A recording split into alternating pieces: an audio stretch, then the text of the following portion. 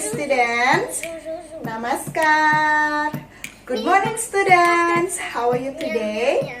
I hope all of you are healthy and excited to study today, yes? Baik anak-anak, pagi ini kita masih dapat bertatap muka kembali walaupun secara virtual untuk mengikuti pembelajaran matematika secara asik dan menyenangkan bersama Miss Nopi. Di video pembelajaran kali ini, Miss Nopi akan mengajak kalian untuk membahas soal-soal tentang penjumlahan pecahan dan pengurangan pecahan. Tapi seperti biasa, sebelum kita mulai belajar, kita berdoa bersama dulu ya. Now, all of you, join your hand and pray. Start. Dear God, please bless myself, my teacher, and my friends, so we can understand the lesson that we will get today. Dear God. Are you ready for study, guys? Yes. Let's get started. Baik, kita langsung ke contoh soal yang pertama, yaitu tentang penjumlahan berbagai bentuk pecahan. Miss Nopi punya soal 31/4 tambah 6,75. Misalnya, jawaban yang diminta adalah dalam bentuk desimal. Oke, jadi kuncinya adalah kita harus rubah semua pecahan menjadi bentuk desimal. Nah, kita lihat pecahan pertama belum bentuk desimal ya, masih pecahan campuran. Berarti kita harus ubah dulu. Pertama kita ubah jadi pecahan biasa. 4 kali 3, 12 tambah 1, 13/4 tambah. Nah, yang bentuknya sudah desimal tinggal ditulis kembali. Selanjutnya 13/4 diubah jadi desimal. 4 pasangannya berapa? Iya, 25. Berarti sama-sama kalikan 25. 13 kali 25, 325/100 tambah 6,75. Nah, pecahan biasa yang penyebutnya 100 selanjutnya diubah menjadi desimal, berarti ada 2 angka di belakang koma ya. Jadinya 3,25 tambah 6,75. Nah, kalau bentuknya sudah sama-sama desimal, kita pakai hitung susun. Nah, penempatannya diperhatikan ya anak-anak. Tanda komanya ditulis lurus. Angka-angkanya juga ditulis lurus. Kita jumlahkan dari belakang. 5 tambah 5, 10, tulis 0 simpan 1, 1 tambah 2, 3 tambah 7, 10, tambah 1, 1 tambah 3, 4 tambah 6, 10 juga. Tanda komanya ditulis lurus saja. Jadi jawabannya adalah 10,00. Soal yang kedua masih penjumlahan pecahan ya. Miss Nopi punya soal 22/5 tambah 36%. Misalnya jawaban yang diminta itu adalah dalam bentuk pecahan campuran. Oke. Berarti kita harus ubah setiap pecahan yang belum merupakan pecahan campuran atau pecahan biasa menjadi pecahan biasa dulu ya. Yang pertama kita ubah ini menjadi pecahan biasa. 5 kali 2, 10 tambah 2, 12/5 tambah. Nah, yang persen jika diubah jadi pecahan biasa berarti per 100. Oke, saat dua-duanya sudah menjadi bentuk pecahan biasa, berikutnya kita harus samakan penyebutnya. Yang ini penyebutnya 5, yang ini 100, berarti KPK-nya adalah 100. Kita sama-sama jadikan 100 ya. 5 agar jadi 100 kali 20. Yang 12 juga kali 20. Berikutnya 12 kali 20 sama dengan 240/100 tambah 36/100. Nah, sekarang penyebutnya sudah sama-sama 100. Tinggal jumlahkan pembilangnya. 240 tambah 36 sama dengan 276/100. Oke, karena diminta mengubah dalam bentuk pecahan campuran, sekarang tinggal kita ubah 276 bagi 100 ya. Berapa dikaliin 100 agar mendekati 276? Kali 2 dulu ya. 2 kali 100 sama dengan 200, masih sisa 76. Oke, berikutnya kita sederhanakan kembali. Semestinya sampai di sini sudah selesai, namun jawabannya belum sederhana. Kita sederhanakan lagi karena 76 dan 100 itu masih bisa sama-sama dibagi oleh FEB-nya ya. Duanya tetap tulis 2. Ini bisa kita sama-sama bagi 4. Coba 76 bagi 4 dapat 1 4 9 per 25. Oke, jadi jawabannya adalah 219 per 25.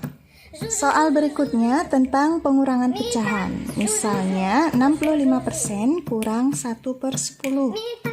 Jawaban yang diminta misalkan dalam bentuk persen. Oke, berarti tugas kita adalah ubah semua bentuk pecahannya menjadi persen. Nah, pecahan yang pertama sudah bentuk persen. Langsung aja tulis kembali 65% kurang. Nah, persen itu ingat ya, pecahan biasa yang bisa diubah bentuknya menjadi persen adalah pecahan yang penyebutnya 100. Jadi, ini 10 agar menjadi 100 kali berapa? Iya, kali 10. Oke, berarti ini 10 per 100. Berikutnya, tulis kembali 65% kurang 10 per 100 jadinya 10%. Nah, sekarang sudah sama-sama persen, tinggal kurangkan saja seperti bilangan biasa. 65 kurang 10 sama dengan 55%. Soal berikutnya masih tentang pengurangan bentuk pecahan ya. Miss Novi punya 0,8 kurang 32%. Misalkan jawaban yang diminta itu dalam bentuk pecahan biasa. Oke, karena ini dimintanya dalam bentuk pecahan biasa, berarti kedua pecahan tersebut harus kita ubah dulu jadi bentuk pecahan biasa. 0,8 diubah bentuknya menjadi, kalau satu angka di belakang koma, berarti pecahan biasa per 10 kurang 32%. Nah, kalau persen diubah jadi bentuk pecahan biasa, penyebutnya per 100. Oke. Nah, jika semuanya atau kedua pecahan ini sudah berubah bentuk jadi pecahan biasa, selanjutnya kita samakan penyebut. Ini ada per 10 dan per 100. Berarti KPK dari 10 dan 100 kita sama-sama jadikan 100. 10 agar jadi 100 kali 10. Nah, 8 kali 10, 80 per 100 kurang 32 per 100. Penyebutnya sudah sama, tinggal kurangkan pembilangnya. 80 kurang 32 sama dengan, ini dapat 48 per 100. Oke. Sekarang ini masih bisa disederhanakan ya. 48 dan 100 bisa kita sama-sama bagi 4. 48 bagi 4 hasilnya 12 per 25. Soal tersebut merupakan soal cerita tentang penjumlahan ya. Yang pertama kita harus tuliskan terlebih dahulu buah-buahan yang dibeli oleh ayah. Nah, kita tuliskan di sini jadi diketahui. Yang dibeli oleh ayah itu ada salak sebanyak 2,5 kilogram dan jeruk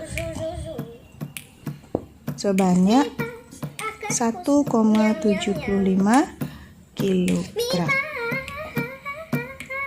Pertanyaannya, berapa berat seluruh buah yang dibeli ayah? Berarti kita tuliskan di sini ditanya. Jumlah seluruh buah. Jumlah seluruh buah berarti banyaknya buah salak ditambahkan dengan banyaknya buah jeruk. Oke, sekarang kita tulis penyelesaiannya. Kita tuliskan dulu bentuk penjumlahannya. Ini menjadi 21/2 tambah 1,75. Misalnya kita mau jawabannya dalam bentuk desimal. Oke, berarti kita ubah dalam bentuk pecahan biasa dulu ini. 2 kali 2, 4 tambah 1. 5/2 tambah 1,75. 2 kita ubah jadi bentuk desimal, pasangannya 5. 5 kali 5, 25/10 tambah 1,75. 25/10 bentuk desimalnya menjadi 2,5 tambah 1,75. Oke, sekarang kita hitung susun. 2,5, 1,75. Ingat, perhatikan cara penulisan hitung susunnya ya. Tanda komanya ditulis lurus, angkanya juga ditulis lurus. Ini 5, 5 tambah 7, 12. Simpan 1, 1 tambah 2, 3 tambah 1, 4, berarti jawabannya 4,25. Kesimpulannya, jadi jumlah seluruh buah ayah adalah 4,25 kilogram. Nah, anak-anak, jika airnya digunakan untuk mandi, apakah airnya bertambah atau berkurang? Iya, sudah pasti berkurang ya. Nah, bagaimana caranya kita mendapatkan bagian air yang digunakan oleh Arif? Berarti caranya adalah banyaknya air mula-mula dikurangi sisanya. Oke, jadi kita tuliskan dulu diketahuinya. Yang pertama, air bak mula-mula